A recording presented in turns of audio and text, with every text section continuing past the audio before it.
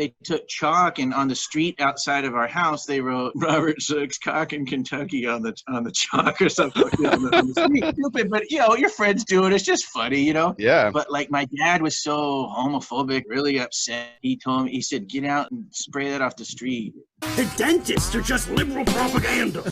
Are you telling me a fact right now? I'm telling you a 100% fact. And it was all my fault and yelling at me about it. You disgraced the family. Yeah. Grace dishonor. I'm the only cocksucker in this family. And everyone knows I'm the best cocksucker in the tri-state area, goddammit.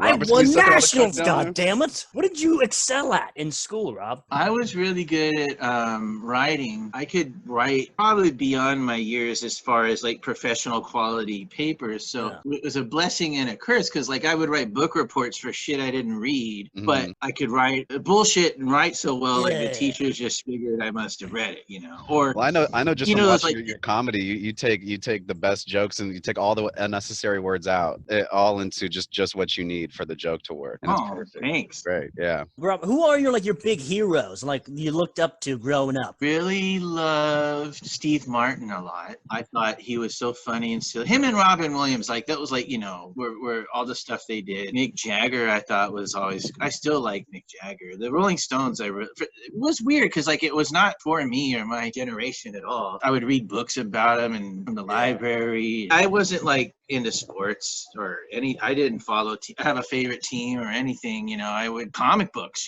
Hell yeah. Jack Kirby and Stan Lee and X-Men and all this kind of stuff. I love that. Thor's your Jackie Robinson. He was the first white Norse god to play for the Yankees. Really similar to Journey. I had Star Wars trading cards. Where cards were a big thing. What was the card? Was everyone trying to get fucking Princess Leia the bikini card? That was the one. Or you drew boobs on the card. Maybe you had a. I know quite a few people, even in my generation, who would have friends who were good at draw pornographic images for them. Run to the bathroom with. I go to waiting rooms and I just take the reading magazines. And I just draw dicks, vaginas, tits, all over the place. Yeah. I don't even go there. It's not my doctor. I just go there for the magazines. I go to there to wait. Like the room's for. Rob, you're a big fan of shoes. You got wild shoes. When do your shoe obsession start? I like just clothes that are for the top anyway, but some of my size, it's hard to find the glittery jackets and shirts and whatnot. They usually stop at about large, they don't like. But no, material. Yeah, exactly. It's a lot of glitter. It's a lot of glitter, man. Feed a small country with this glitter.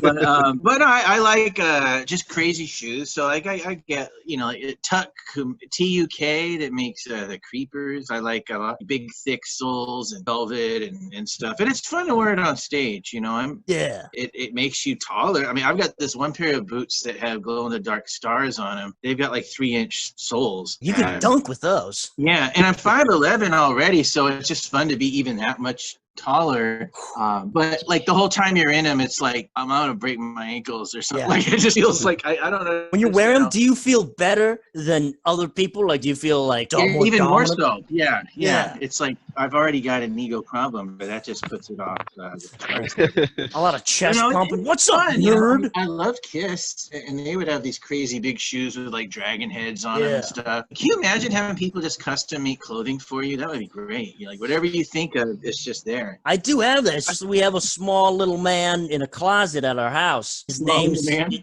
Darely, and he makes sweaters. I've met Darely. It's weird. He's malnourished. A couple of some wool pants, whatever you need. He has a spinning wheel. Yeah. He's got a personal own little Rumpelstiltskin. I can't tell if he's 6 or 60, honestly. Yeah, he doesn't talk, so it's hard to tell. I don't know if he can talk. I don't think he can. He's a mute. I'm not sure by choice or by force, but I don't ask. It looks like by force by the scar on where his tongue should be. Is a mute considered a bad thing to call someone who can't talk? It sounds like it's close, right? It sounds like that, but they don't complain. They're not big whiners. They can take it pretty well. You might hear about it on the Yelp reviews. They used to call it dumb, though, didn't they? Yeah. They would say you're deaf and dumb. Dumb's reserved for people who can see and hear that are just dumb, though. I've seen people get mad about calling people stupid even. People have different learning like it's like even like if you're making fun of someone stupid for the way that they're not wearing masks or whatever, and like people sticking up for dumb, like, oh man, who's left? Don't call him that. Don't you call him that. What if that person's really just doing a dumb thing? Those people who complain don't complain about everybody. Also, I guess there's dumb by choice and like drooling dumb. I just call people incoherent. It's pretty close. The dentists are just liberal propaganda. Are you telling me a fact right now? I'm telling you a 100% fact. You hear the news? I like an adult podcast. You hear the news? I like an adult podcast. Handsome, tall, athletic. Two slobs just getting it on, dude.